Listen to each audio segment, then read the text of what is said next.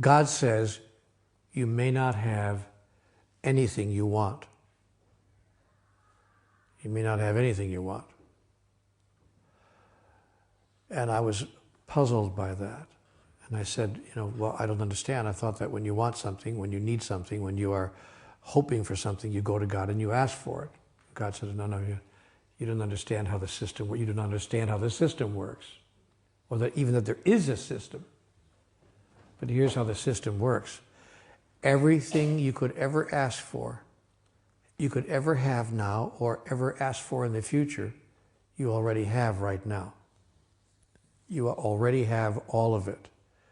You simply are not experiencing it. Because everything that has ever happened is happening now, and ever will happen is happening right now. And so it is for you merely to reach into the sea of infinite possibilities and call forth the reality you choose now to experience. And you do this, you call forth from the sea of infinite possibilities the reality you choose to now experience through three devices mainly: thought, word, and action. That is, what you say, what you think or believe, and of course what you do.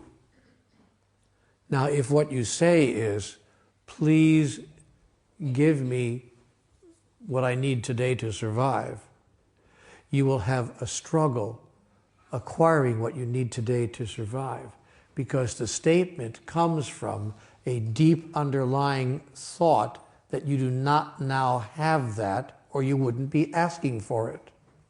It is that underlying thought, what Conversations with God calls the sponsoring thought, that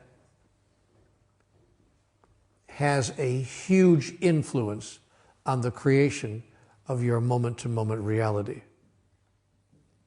Therefore, if you ask for something, or if you say, I want something, I'll use an example, I want more money. Oh, I really want more money in my life. The universe has only one answer to a statement like that. Indeed you do. That is correct.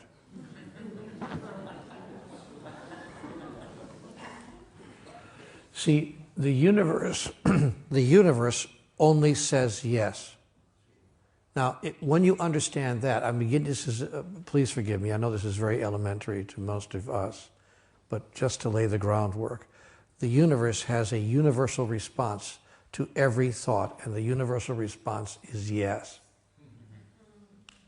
See, God only knows one word, yes. God has a very limited vocabulary. God says yes, yes, yes. Yes to what? Yes to whatever you think, say, or do. God says yes. Now the good side of that is, the positive side is that God never says no. The bad side of that is, for those who don't know how the system works, God only says yes. So if you say, I am sick and tired of my life going like this, God says, yes, that's true. I want more money. God says, indeed you do. Yes, that's true. You want money. That's true. And you will have the experience of wanting money because you're declaring, in fact, what's true for you. I want more money. Yes, you do. Yes, that's true. And so you will talk yourself right out of what you're trying to talk yourself into.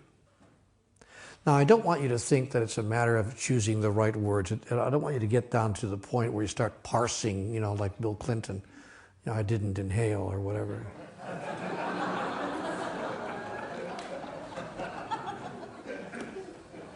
I don't want you to feel that you got to start parsing the language and worrying about every single syllable that you utter that proceeds from your mouth. But you do need to look deeply at the sponsoring thought, that is, at the foundational idea from which your words emerge. That you do need to look at.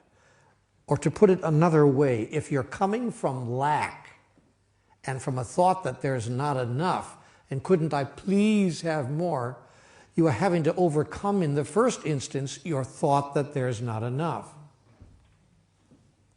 which is very difficult to overcome because it's your foundational thought. Now, one might argue, and your friend would argue, but Neale, that's all very sweet and good, except when a person's entire experience is that there's not enough, how could they have any thought other than that? How would you expect them to have another thought when their whole experience, the evidence of their own eyes, is that there is not enough? To which a master would reply, as all masters have, each in their own way, each in their own time, judge not by appearances.